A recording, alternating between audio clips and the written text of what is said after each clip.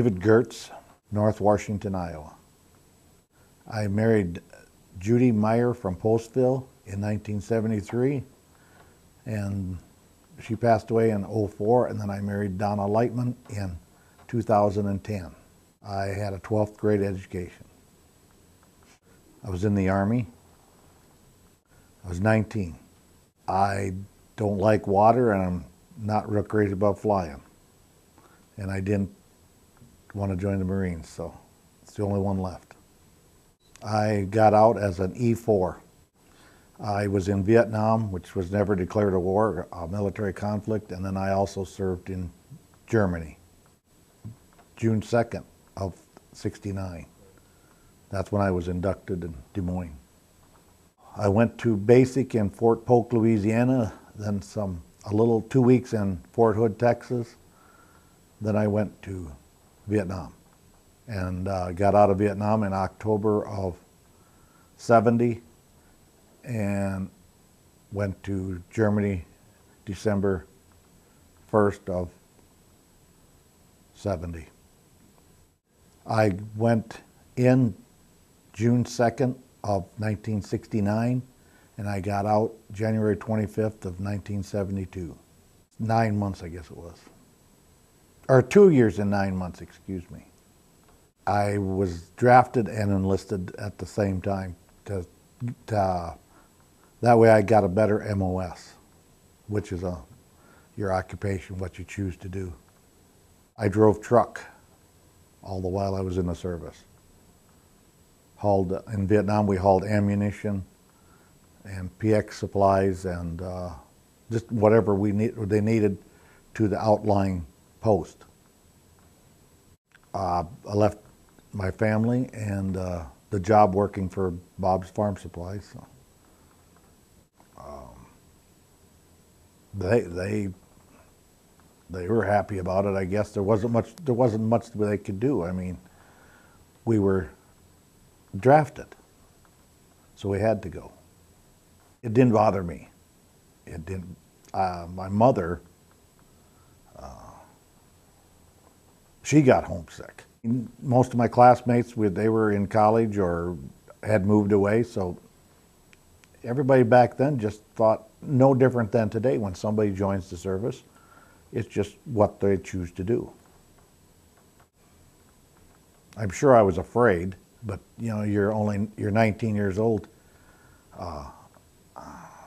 Fear just isn't really in your vocabulary, much the same as you guys. You don't worry about anything, and I didn't either. I was going to have fun and enjoy whatever the government had me do. My dad, but my brother and my sister, no, they never served. I trained in Fort Polk, Louisiana. The weather, it was the worst, some of the worst time because it gets so hot down there. But it wasn't that bad. If you just listen to the drill sergeants and they say to jump, you jump. If you do what they say, they don't antagonize you.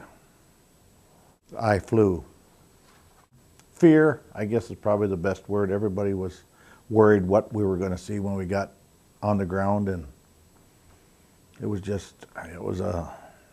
quite a anticipation was killing us. The first day when we landed, the smell, and we landed at night, so we didn't get to really see it till the next morning, and it's a different kind of place. I was located in Long Binh, which is, I think it was probably one of the largest military operations in Vietnam, and it was behind the times. I mean, we did have showers. They would pump well water into a tank, and then it warmed up when the sun shined on it. But they were usually cold, and there was outdoor bathrooms, and we were lucky because the people that were out in the boondocks, they didn't have anything. When I got to Vietnam, the first thing they did is put me on guard duty at night, and I sat in a bunker overlooking the concertina wire, the fence, and I was scared to death. I had no idea what might happen, and I had to do that for 30 days. Oh, there was guard posts every 1,000 meters, and there was always 2 people in a guard post. And they were a bunker with sandbags on the top and around it. And we had an M60 machine gun. And well, one night, the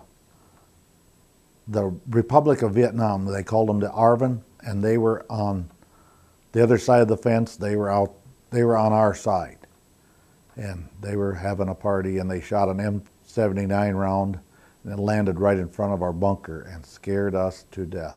Every day was exactly the same. There was no Monday, no Sunday, no nothing. It was one day after the next. You'd get up in the morning. While the first 5 months, I worked days after I got done with my guard duty, and we would haul ammunition out to the outposts. And some of them were, and we always did this in a convoy. We would have the beer and soda and the PX supplies and the food in the front of the convoy, and we had the ammunition, the shells and all that, and we always were at the back of the convoy, and then we would drive just a certain speed, and that was, and then at night we'd get back, and it was usually a 12-hour day. You'd be up at 4 o'clock in the morning and start driving at 6, and it took a long time to get anywhere because we drove slow. We had a hooch or a barracks, and we would get 6 hours, 8 hours sleep a night if you went to bed and didn't go to the EM club or something. We would walk to the PX, which was a mile away, or go to the EM club at night and have a few beers and sit down. Did a lot of letter writing. I wrote quite a few letters. And in today's standards, we had a bed to sleep in. The bathrooms were 100 yards away. The showers 50 yards away. And we were lucky to have what we had. The people, the GIs out in the boondocks or in the brush, they didn't have none of the luxuries. So I always felt that we were, where I was stationed, we were lucky to have food and the hot food and all the other luxuries. The bathrooms where we were stationed was a long building with, I think it was 6 seats, and there was everything, there was a barrel underneath. And every day they would take these barrels, they'd pull them out of the back end of the bathroom, and then they would take it and they burnt all the waste. And then, so it was different. A lot of vegetation, a lot of trees, brush, and a lot of water. A lot of rice paddies. The Vietnamese had a lot of rice paddies and water buffalo running around, and hot. When it would rain just out of the blue, and rain like an inch, and then it would stop and the sun would be back out, and it was just, I don't think it ever got below 70 over there. It was very hot. When I first got to Nam, it was hot, so hot at night you couldn't hardly sleep because it was 75, 80 degrees and humid. And in the daytime it would get, a lot hotter. By the time when I got out of Nam, I was covering up with a wool blanket at night because you had become accustomed to the heat. Germany was more the same kind of climate that we have right here. Okay. It's about on the same parallel. They have winter, snows, and then the summer. So the countryside in Vietnam, the fact that it really didn't look like there was a reason to fight over there, because it didn't look like there was anything worthwhile keeping. Like I said, the countryside was swampy, a lot of rice paddies. It's just so different than around here. I mean, if you get down to there's areas, like if you go down to Sweets Marsh, which, you guys are maybe familiar with, just south of here by the S-curves or by Tripola, you get out there, it just looks like it's just wasted ground because it's all swampy and ponds, and so that's kind of, if it wasn't for the people, I see no reason we should have been there. The only place we had that was in Germany. In Vietnam, there was no Christmas, no Thanksgiving, nothing. It was just one day was like yesterday. Not in Vietnam, Germany we did. But there you were off on Saturday and Sunday in Germany. In Vietnam, like I said, there was no Saturday or Sunday. And we could have maybe found a minute or two, but there was chaplains that would come around, and so that was church. The only time we knew what day was if we happened to be close enough and heard the church bell ring on Sundays. That would be otherwise, if you could go by a calendar, you could get your calendar and keep track, but the only calendars we ever had were when we got down to 100 days to go, then we would make and cross a day off every day. We had M16s. That was your personal weapon.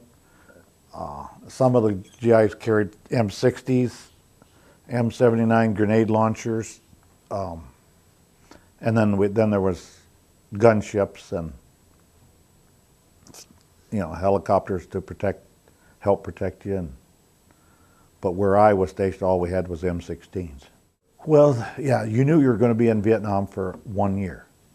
So we kind of had an idea about when you were going to get out.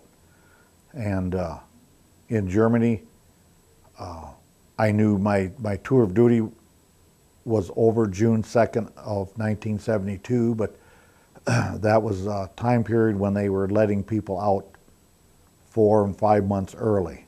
So I got out 4 months early. Just try to stay alive, I guess.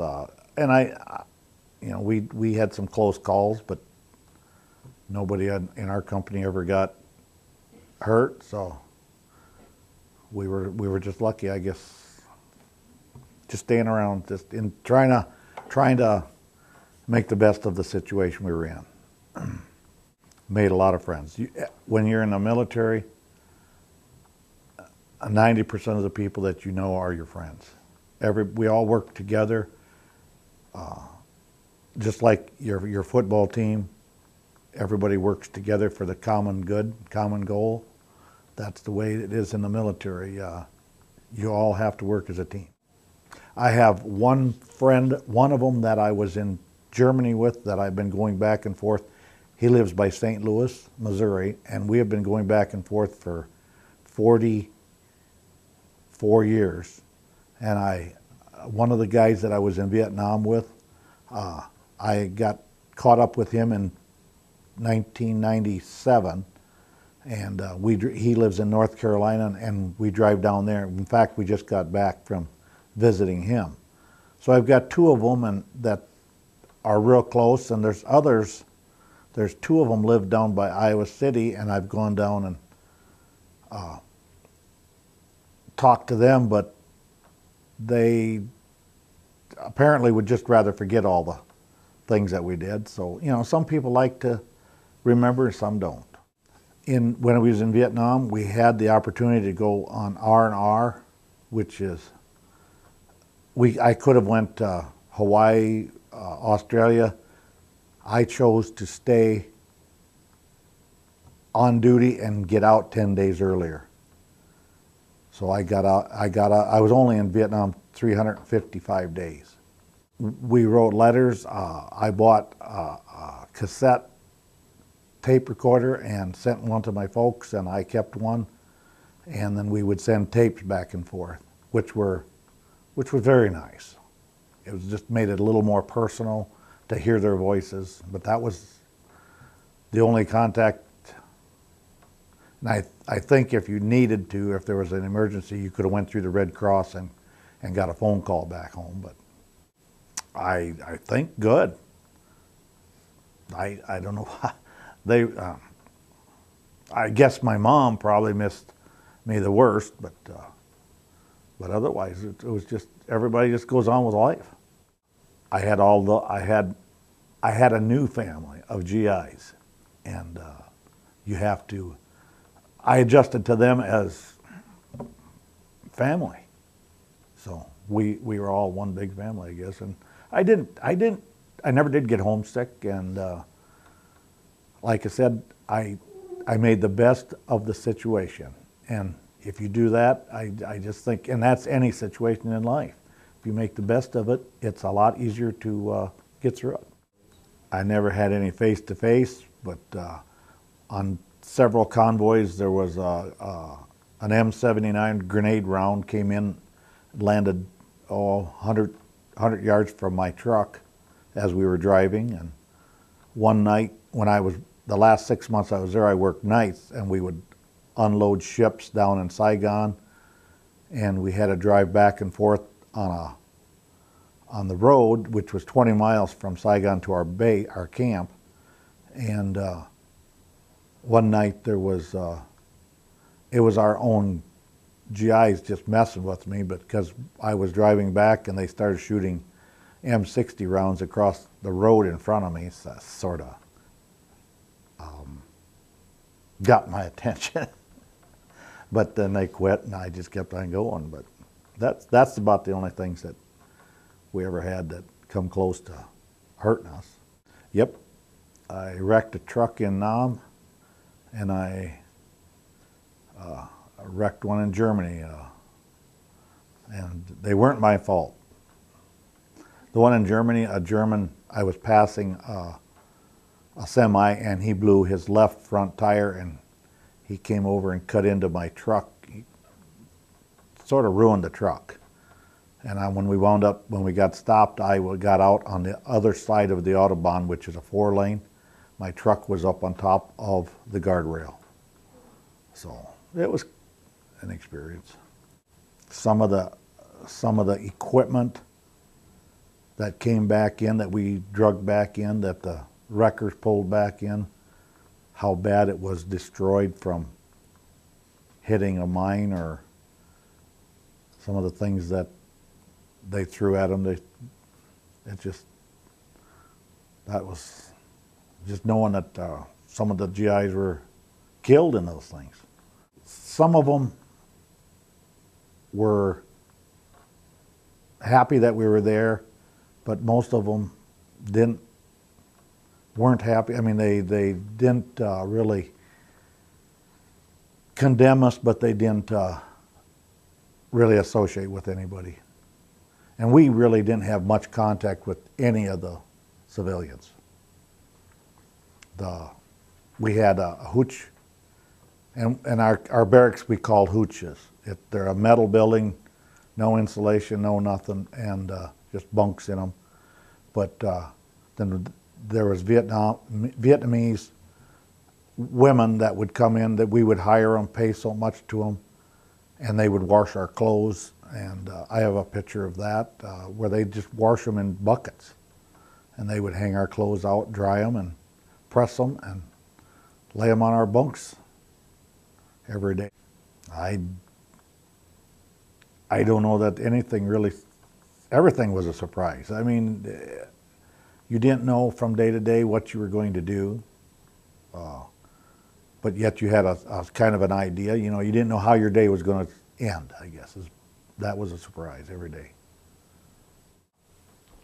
It was, and what I'm saying to people, I mean the GIs in Nam, and it was just the camaraderie that we built, friendships, thought we would never ever forget those people.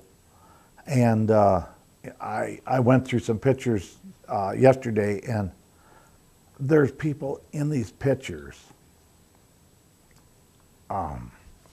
They were some of my good friends, but I can't remember their names. So I mean, life is a moment-to-moment life there. And that was in Nam. Germany was much the same. I mean, we met a lot of people, or I met a lot of people, had a wonderful time with them, but when their tour of duty was up, they were gone. It was just, you know, people come and go.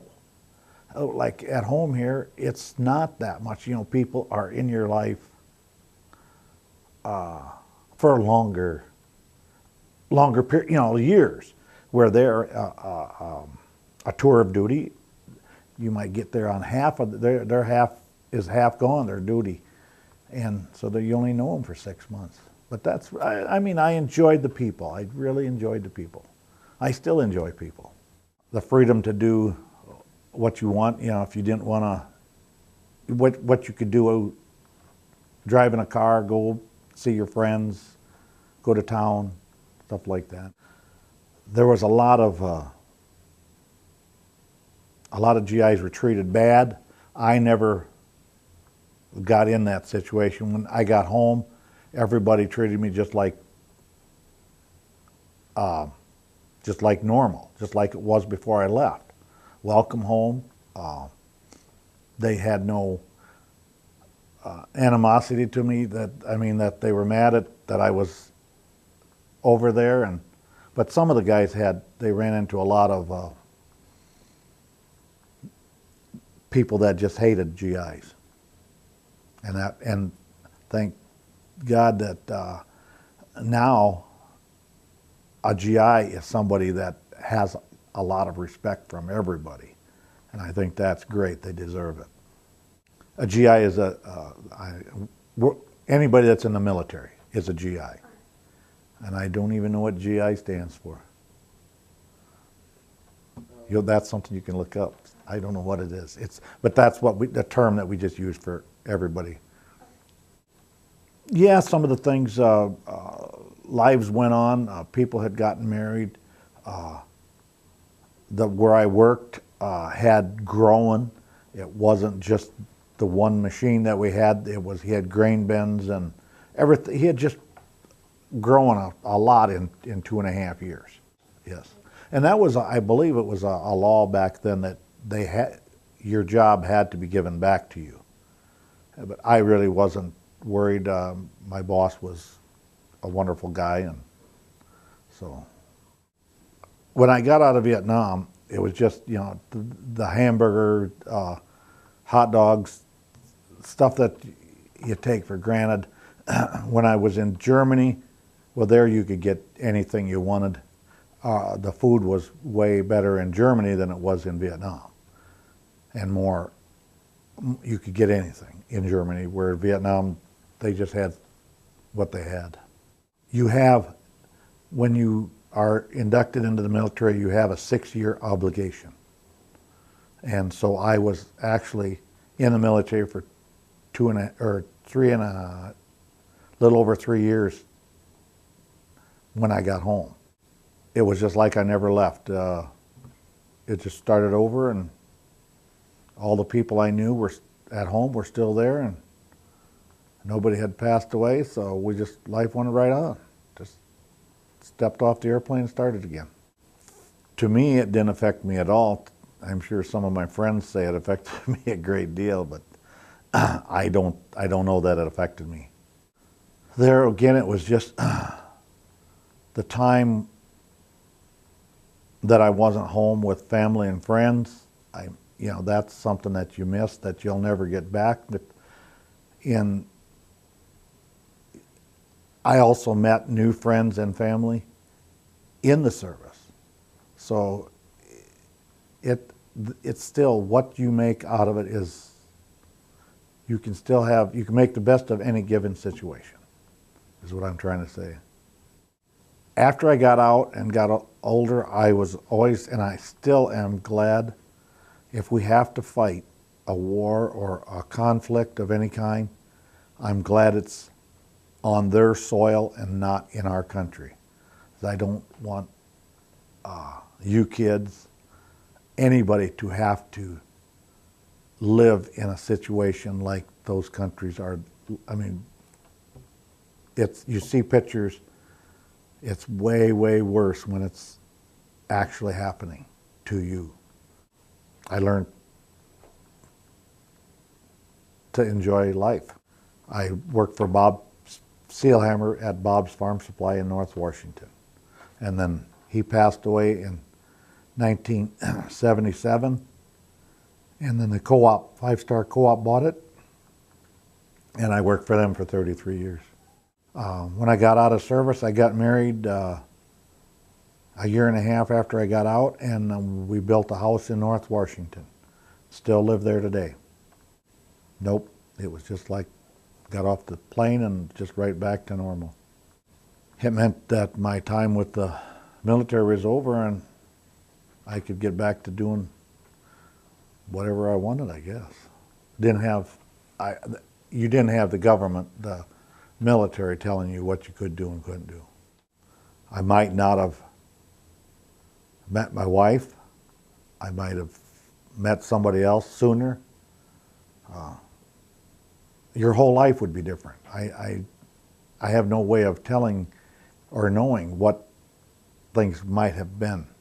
It was called it was a defoliant that they would spray over to kill off the brush and everything, and it was some pretty powerful stuff. They had Agent Orange in Vietnam, and I have some medical issues that I can't say that it was caused by that, but I can't say that it wasn't.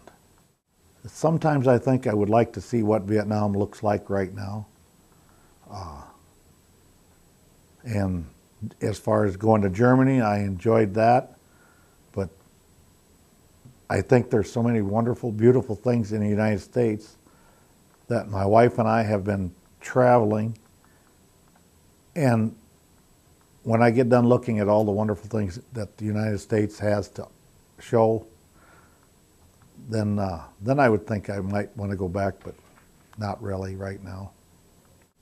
Because I love this country, and just being able to help defend it was an honor to everyone. No, I'm hoping to go on an honor flight maybe in a year or so.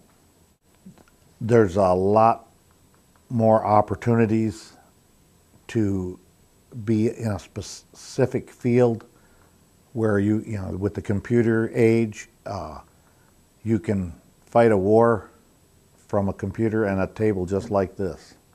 They don't need as many men on the ground. You are able to, like I said, be more, you can job specific. It's way different. The fact that when I was in the service 40 years ago, 40 plus, it was all fought man to man, and that's why so many GIs were killed in Vietnam, is because there were so many there. Now, you look at Iraq and the Persian Gulf, they fought those wars with missiles and not so many people on the ground. I don't think war is good at all, but if it saves our kids' lives, our military lives, then I'm for it. But I just as soon I think if they sent the president of our country and the president of their country to fight, it wouldn't take very long for them to realize that we don't need to have a war. Society as a whole, from when I was in the service, they called us a bunch of baby killers. Now the military are respected, and they don't look for the negative as, and I think a lot of that reasoning is because now the adults are the ones that were in Vietnam and in that era, so we're more aware of what those guys went through, and we know what these guys today are going through. Just a lot more respect for the military. Enjoy life, have fun. You're only going to go around once. Good. It's good to. Every day is good to be alive.